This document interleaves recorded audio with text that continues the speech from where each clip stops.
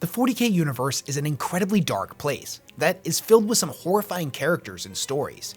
Now, potentially, one of the most terrifying species in the entire galaxy is that of the Tyranids themselves, an unthinking, unquestioning swarm of quintillions of Lovecraftian monsters that descend upon unsuspecting worlds and strip them of all life, rendering everything organic into a slurry of biological matter that they can then use to create more monsters. To say that the Tyranids are horrifying is a massive understatement, but today, we're going to be examining 5 different stories that show just how scary they truly are. From an organism that kills its prey in the most horrific way imaginable, to a horrific short story that shows what it's like to be eaten alive by a continent-sized Hiveship.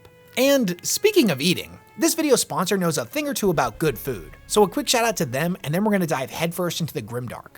Sometimes life can get pretty hectic, and we don't always have time to cook our own meals, and ordering takeout all the time can get pretty expensive pretty quick. But thankfully there's a company called Factor 75 that makes dinner time a lot less complicated. They deliver fresh, chef-made meals that are never frozen directly to your doorstep. Each one designed by dietitians to ensure that every meal is packed with premium, science-backed nutritional quality, which means no more meal prep, no more dishes, and no more unhealthy fast food. They offer probably the most convenient way to eat while making sure that you're eating right. Since the meals are already pre-prepared, it takes all of the guesswork out of what to have for breakfast, lunch, and dinner. And they offer a wide array of different plans for people who follow very specific diets, whether that be high protein, vegetarian, keto, or even vegan. The meals arrive pre-prepared and take around 2 minutes or less to cook, which is way more convenient than even ordering takeout. They have a weekly rotating meal plan with over 27 different meals, and over 33 different add-ons like desserts and shakes. And since all of their meals are chef prepared, you know that no matter what you get, it's gonna be good tasting and good for you. And the best part is Factor 75 actually has a pretty amazing deal for my viewers. If you use the link down in the description of this video and enter the code POGWES130, you can get $130 off your order across 6 boxes. So click on that link down in the description and start getting some amazing meals delivered right to your door today. Thank you very much to the people over at Factor 75 for sponsoring this video,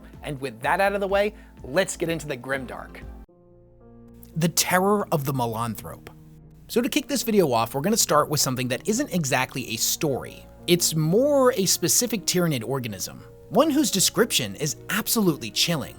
So the Malanthrope is a relatively newly discovered Tyranid species, often confused with its smaller cousin, the Zoanthrope. It is a bizarre creation that seems to serve the purpose of collecting and organizing different forms of genetic material for the Hive fleets. It does this in order for the fleet to gain new insight into how to create ever more horrifying new bioforms. They take the role of a battlefield researcher or scientist, rather than a warrior species, much like how the Drukhari homunculi will often take to the battlefield in search of new specimens to take back to their hellish and depraved laboratories for experimentation. No one really knew these things existed for the longest time, because their role dictated that they would only appear when the Tyranids had been successful in their attack. If humanity was able to fight off the Tyranid invasion, then there would be no reason for a Malanthrope to appear. Meaning for centuries, anyone who witnessed one of these hellish creatures didn't survive to give a report. The way the Malanthrope kills their prey is what makes them so disturbing. Once it has you in its grasp, it will inject you with a truly terrifying venom that is cardiotoxic, neurotoxic, and dermonecrotic. The venom causes waves of excruciating pain to pulse through the victim's body and eventually completely disable them. The Malanthrope then takes the unlucky creature into the bloated sacs around its torso, where the victim's genetic material will slowly be extracted and processed. To be captured alive by one of these creatures is to be subjected to a horrific and painful existence.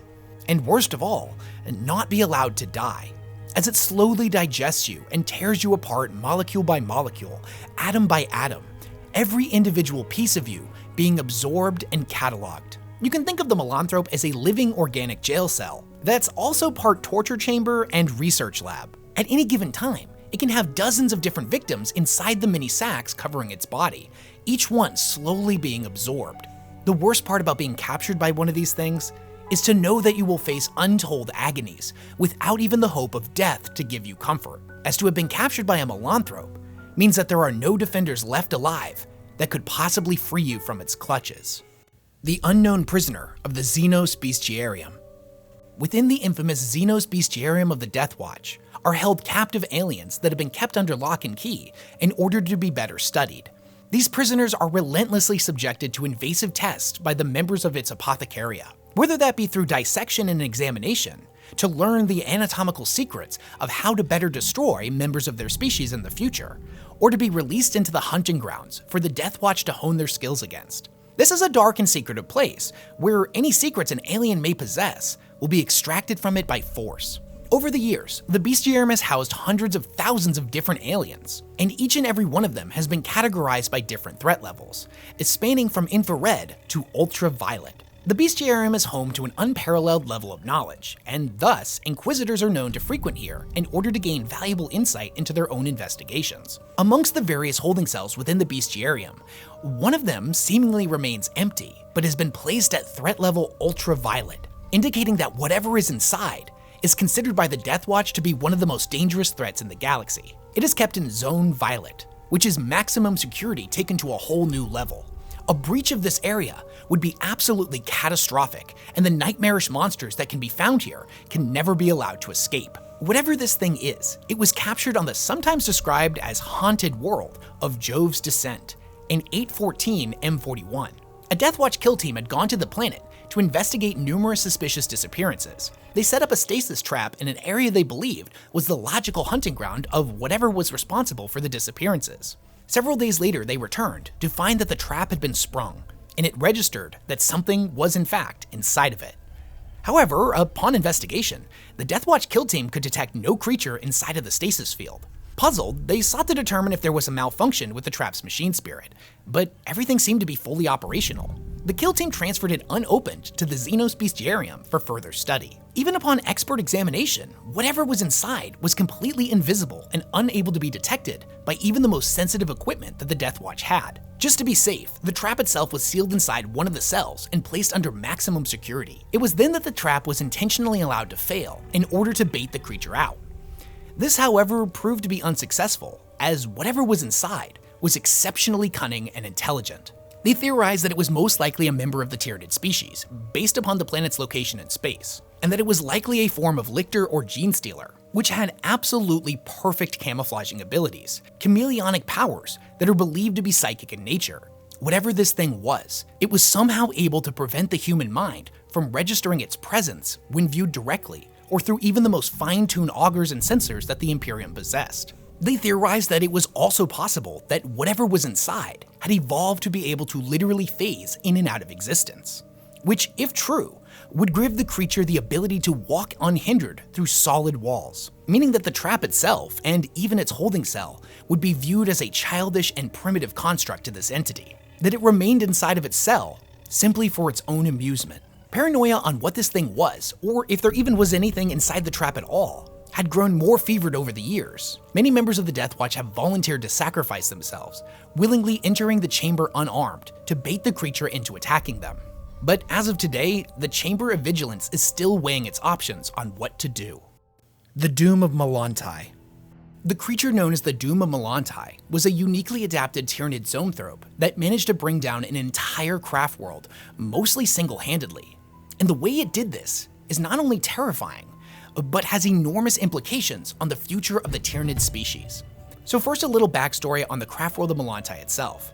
So the craft worlds of Malantai, Iandan, and Idhare had formed an alliance with one another. They encountered a splinter of Hive Fleet Behemoth that would later become known as a Hive Fleet in its own right, Hive Fleet Naga, or the Endless Winding Serpent to the Eldar. It had encroached on one of the largest and most prosperous of the Exodite worlds. The three craft worlds sent fleets to help them fend it off, but when they arrived, the planet had almost been completely overrun. Its world spirit had been consumed, and most of its population was already dead. Determined to enact their vengeance, they launched an all-out assault on the greater bioships, for it was believed that if those ships were destroyed, the rest of the fleet would not be able to function. Even though the Eldari took enormous losses, they were eventually successful. The bioships were destroyed, and all of the smaller Tyranid vessels became uncoordinated and reverted back into an animalistic nature. Over the coming years, the united force of Eldari would dedicate themselves entirely to cleansing the sector of all of the leftover Tyranids, eventually believing and celebrating that they had been completely wiped out. And although for the Eldar this was a bittersweet moment of celebration, it was ultimately premature, as the Eldari of Craftworld Malantai would suffer a truly horrific fate. For although it seemed Naga had been completely wiped out, there remained a lone and wounded bioship, which would launch a bundle of myetic spores towards craftworld Malantai in a final act of animalistic hatred and malice. Once embedded into the craftworld's surface, the spores would unleash untold waves of Tyranid horrors. Although not a huge fighting force in its own right, any amount of Tyranids suddenly appearing where they're not expected is a critical situation. The Eldari aboard the craftworld dedicated all of their attention to hunting down the largest creatures, as they posed the greatest threat, and it was believed that they would have the strongest link to the Hivemind. This, however, was a fatal mistake, as these creatures were nothing but a distraction from a far more terrifying entity, a single Zoanthrope, that would later become known as the Doom of Malantai. Now, a normal Zoanthrope is scary enough. They're a specially designed Tyranid organism created from harvested Eldar DNA. They're basically a giant floating brain. The creature is so solely dedicated to the purpose of being a psychic conduit that its limbs are grotesquely underdeveloped, and it's only able to move by levitating itself. Looks can be deceiving, because a Zoanthrope is capable of raining down enormous levels of destruction single-handedly, shooting concentrated blasts of warp energy that destroy even the heaviest of armors, while raining down scattered bolts of psychic power to obliterate large hordes of infantry in seconds. Whether by design or an instance of freak mutation, the Doom of Malantai was able to feast upon and absorb not just the physical essence of living creatures in the form of biomass, but in their spiritual essence as well. This entity was able to literally eat souls.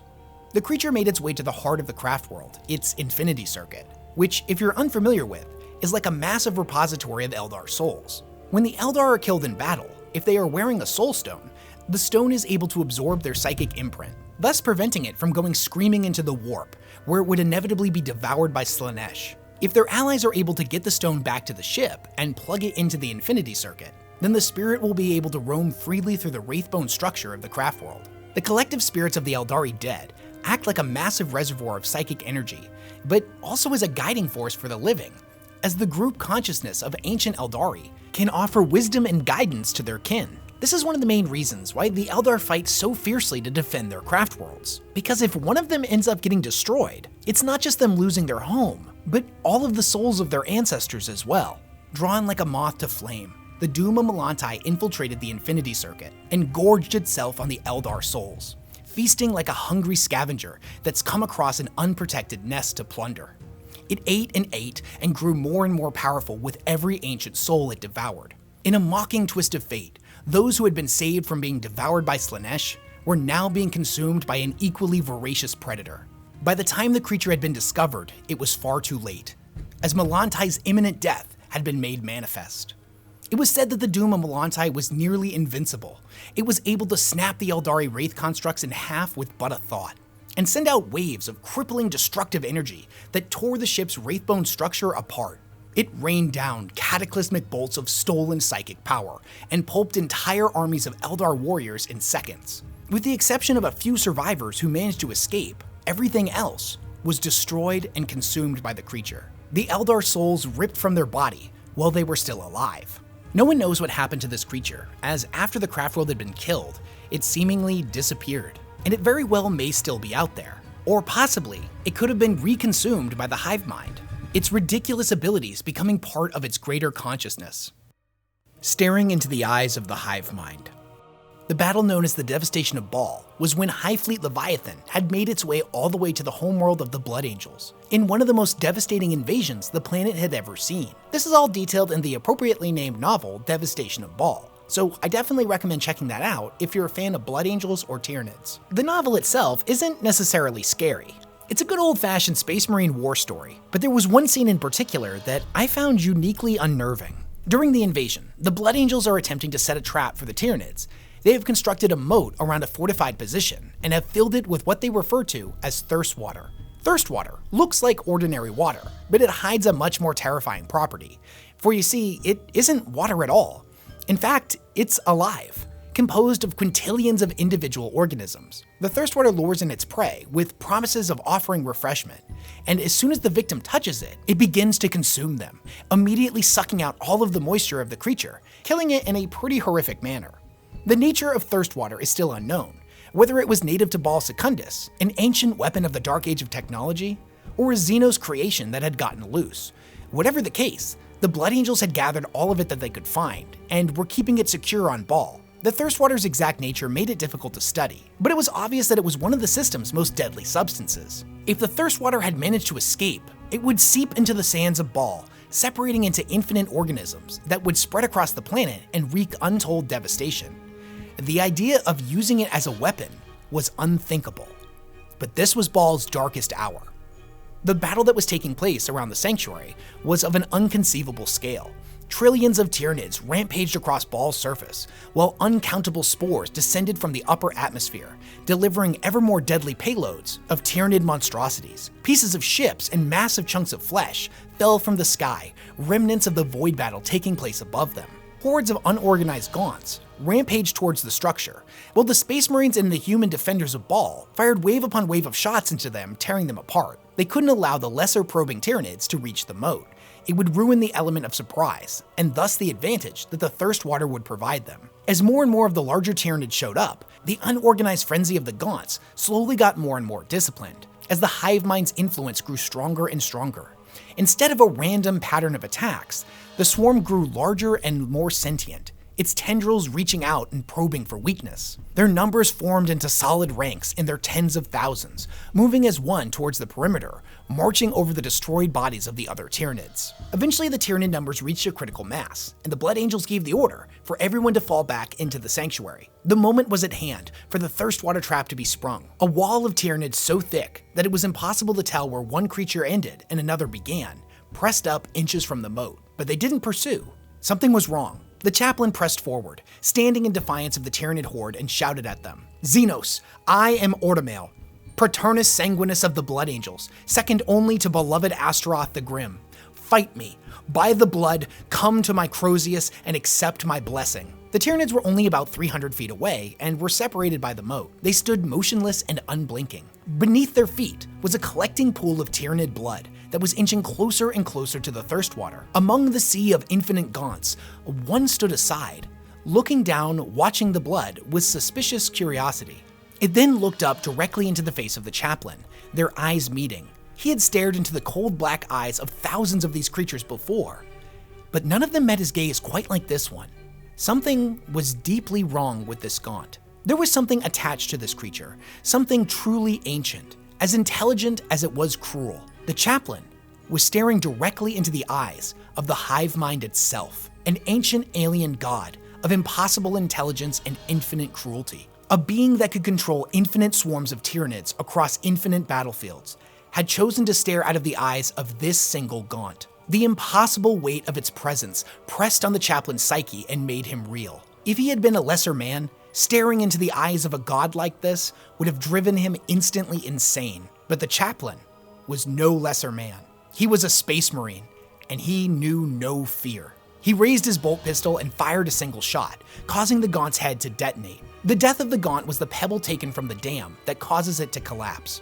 The hordes of Tyranids fell forward in screeching thousands, pushed on only by their instinct to kill and the weight of the massive horde behind them.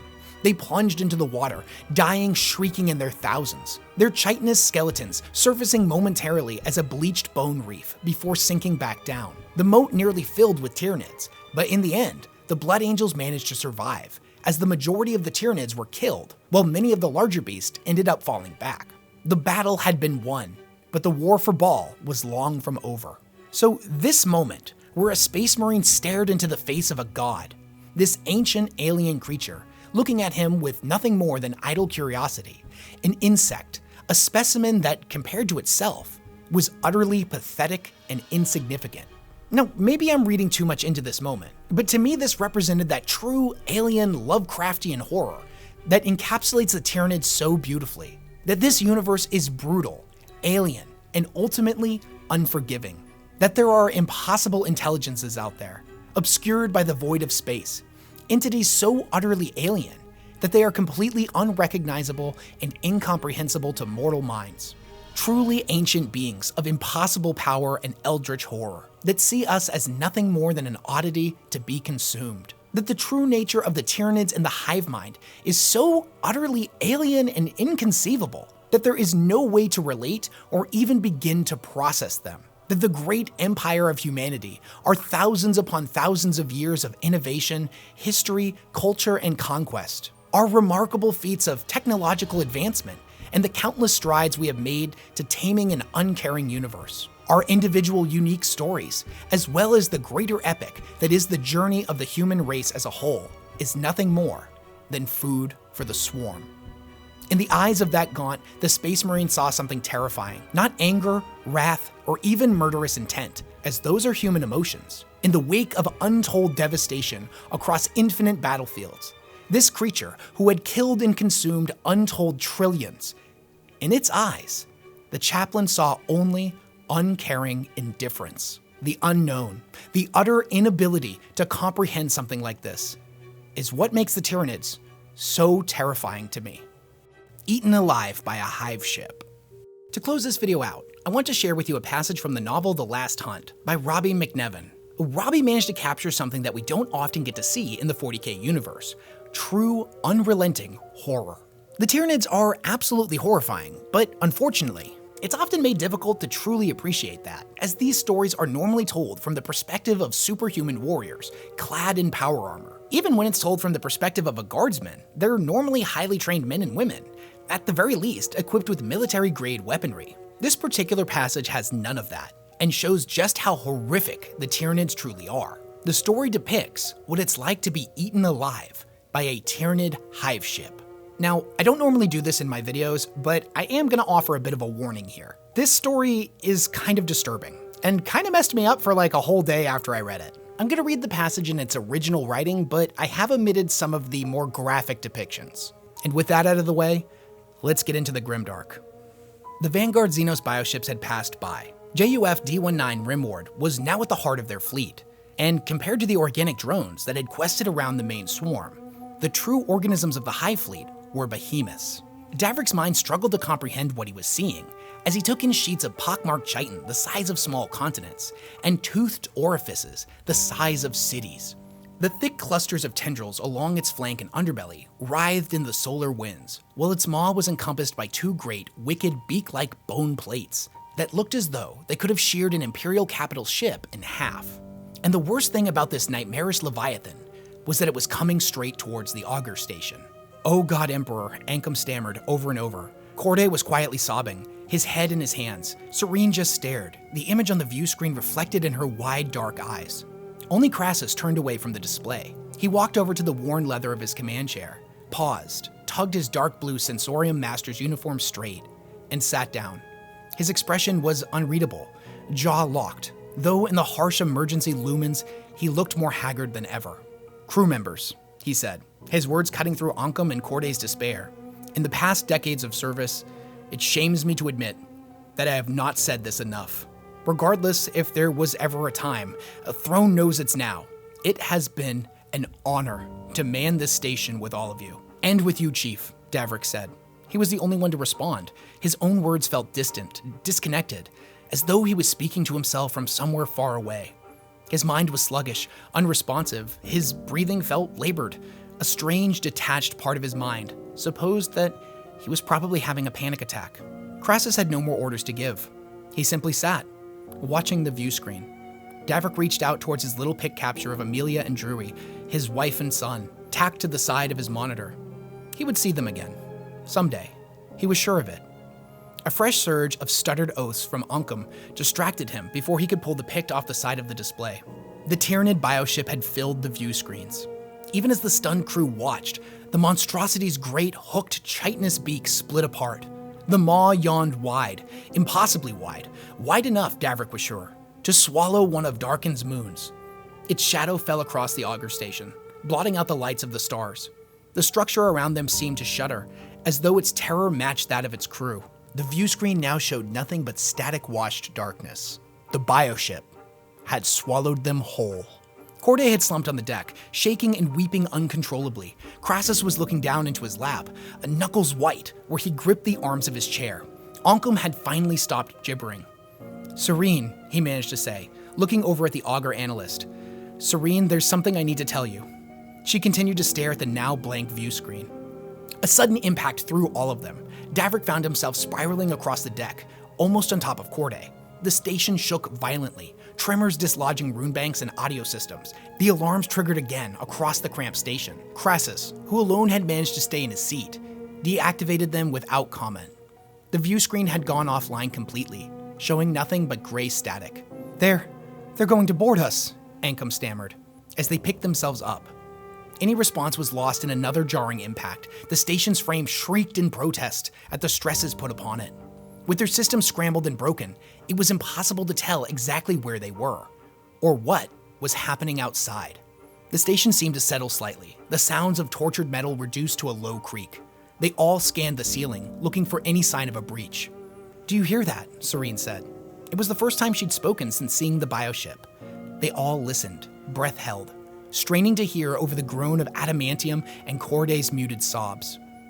Eventually, Davrick caught what Serene had detected, a faint, scratching, scrabbling noise, as though someone, or something, was scraping across the outside of the hull. It mirrored the scratching, tormenting all of them from inside their own skulls. "They're on the hull," Davrick said. But before he could go on, a crash shattered the breathless quiet. The section directly above Crassus's chair in the center of the station's cockpit collapsed. With it came a flood of broiling green liquid that struck Crassus just as he looked up. If the old Sensorium master managed to draw breath to scream, the bioacid flooded his mouth, throat, and lungs before he could make a sound. Davrick caught an impression of his death as he was lost entirely in the torrent, flesh sewing from bones, organics consumed in a heartbeat. The rest of the crew recoiled, but too slowly. Serene, nearest to the center of the cockpit, was struck by the acidic spray. Her hands went up to her exposed face, and her screaming filled the claustrophobic space. "No!" Ancom wailed, lunging across his bench to catch the augur analyst as she collapsed. He managed to drag her hands away from her face, and he recoiled. "Still," she screamed. Ancom doubled over and was sick. Davrick, whose station was furthest away from Crassus's chair, scrambled back on top of his bench as the flood of acid spread across the decking plates. Serene had collapsed into the rising swill, her body coming apart. Ancom tried to push himself against his vox banks, but was sick again and collapsed. The bugs got to him before the acid did. There were insects in the hissing, steaming slime, writhing, sightless maggot things with hard black shells. They swarmed around the discolored vomit-like biomatter, the air full of the susurration of their passing as they swiftly covered the deck, the cogitator stations, workbenches, and walls, riding the rising tide of acid. First hundreds and then thousands of them reached Ancom, swarming over his boots and knees and up his arms, where he was crouched against the vox systems. He tried to scream, but choked on his own bile. His eyes rolled back in their sockets as the alien swarm began eating him alive. Corday killed himself. Face still streaked with tears, he leapt directly from his bench into the stream that had consumed Crassus. He was gone in an instant as the breach in the station's hull was burned wider. As Ancom's eaten-out remains collapsed into the bioorganics sloshing around the cockpit's deck, Davrick stood rooted to the top of his bench. He couldn't think, he couldn't move. He was in the throes of panic. A part of him realized he should end it quickly like Corday, but another part was desperate for another way out. Any way that avoided the nightmare bile that was burning away everything. It was digesting them whole. Even as the terror kept them in place, Grohl's binary chair collapsed, pitching the unresponsive tech adept into the effluvium. His red cloak billowed for a moment before he was lost, coming apart midst the steaming clouds of liquefied organics. For a moment, Davrick was alone. For a single, ludicrous second, everything felt surreal, ridiculous, almost calm. It had to be a nightmare. None of this horror could possibly be real. Then his bench collapsed. He screamed, trying to scramble back onto the plastile's disintegrating remains. "No, no, no!" The bioacid caught him, sloshing around his boots and his lower fatigues. His panicked wails quickly turned to screams of agony as the material was eaten away, exposing his flesh. Davrick died slowly, on his knees, eaten up inch by the bile and the sightless, burrowing things that swam in it. Eventually, the insects flooded his throat, choking and suffocating him as they ate. The acid took all that remained, as another section of the hull caved in to emit a fresh gout of vicious toxins. The picture of Amelia and Drewy fell from the side of Davrick's primary view screen into the flood, and in an instant, the smiling wife and son were gone, consumed entirely.